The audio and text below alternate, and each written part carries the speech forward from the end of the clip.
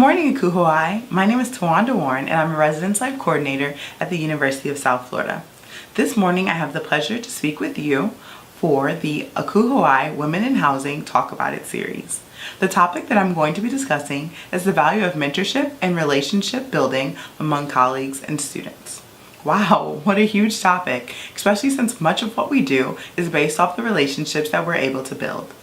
What I value may not necessarily be the same as what others value, so I ask that you individually consider why you too should figure out what the value is on the relationships you've had the opportunity to build, and additionally the mentorship experiences that you have and will have in the future. Mentoring matters. In the 1970s, Yale researcher Dale Levinson cited mentorship as the most important relationships of young adulthood. Mentorship can also be defined as strong developmental relationships.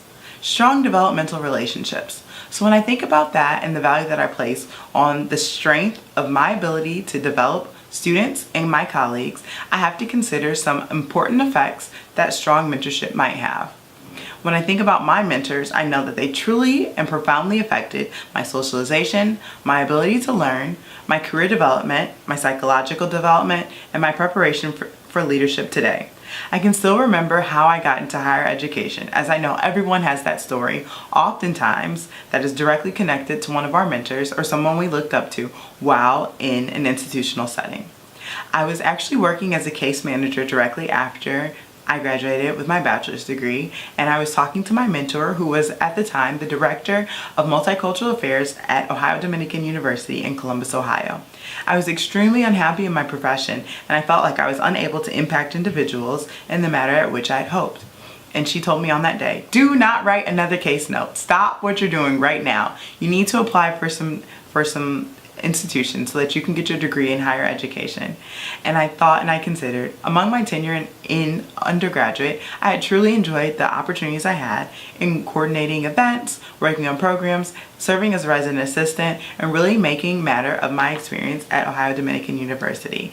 And I truly agreed with my mentor, and I thought that it would be best for me to seek out a career in higher education. So I went to get my master's degree, which I earned that from the University of Akron in Akron, Ohio, in higher education administration. After completing that degree, I went on to the University of South Florida, while I now serve full-time as a Residence Life Coordinator.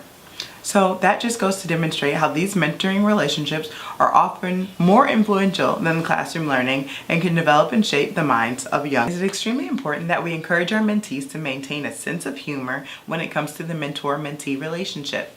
Many times our mentees will be going through things that are extremely difficult for them, but it's important for our mentees to be able to keep perspective when situations become challenging.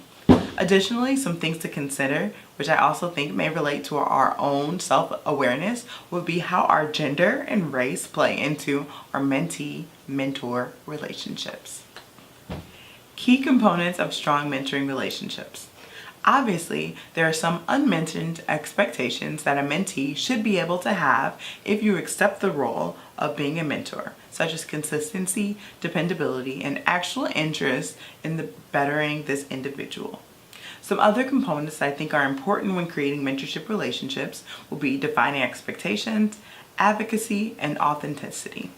When I speak about defining expectations, that would be basic things such as ground rules, the frequency of these mentee-mentor relationship meetings, limits, or the ability to be confidential or private.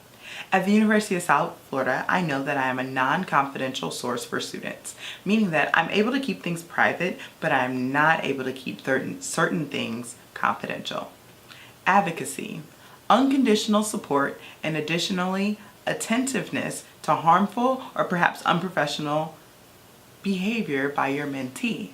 I think as advocates for our students, at times it gets very cloudy and it's difficult to be able to tell when our mentee needs true honesty and direction in opposed to their goals and their objectives. Advocacy as an unconditional support, and additionally providing opportunities for our mentees.